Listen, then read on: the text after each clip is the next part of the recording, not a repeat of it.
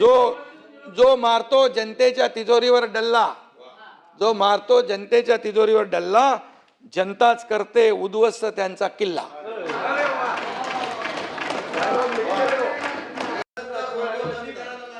आणि सभापती महोदय 34 परत आता मी बघा ऐकून घ्या.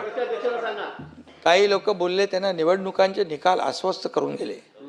आता तुम्ही तिथं मी नेहमी सांगतो, माझ्यावर टीका करण्यापेक्षा सरकारवर टीका करण्यापेक्षा आत्मपरीक्षण करा, आत्मचिंतन करा, लोकांमध्ये जा, लोकांची कामं करा, बांधावर जा, शेतकऱ्यांना भेटा, त्यांची डोळ्यातले अश्रू पुसा.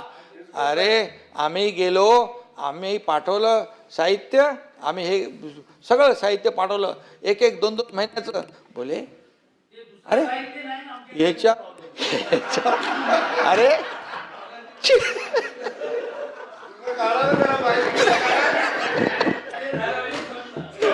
अरे त्याला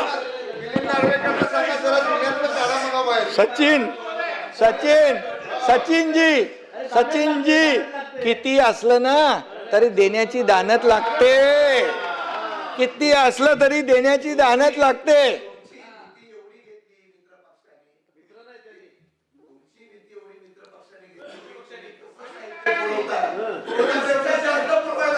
ऐका शशिकांतजी, मी काय म्हणालो, शेतकऱ्यांना अन्नधान्य, दिवाळीचं सगळं फराळाचं साहित्य, साखर, तेल पासून आम्ही पाठवलं, बरोबर, ते पाठवलं, त्याच्यावर पण टीका केली.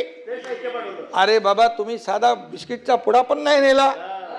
अरे काय तुम्ही यार, तुम्ही म्हणजे माझं म्हणणं आहे अशा वेळेस शेतकऱ्यांच्या मागे उभं राहिलं पाहिजे. आम्ही म्हणालो ना शेतकऱ्यांची दिवाळी काळी होऊ देणार नाही, नाही होऊन दिली.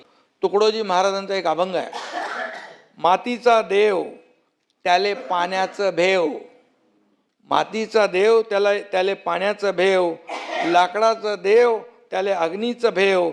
विरोधकांना जनतेने धडा शिकवलाय.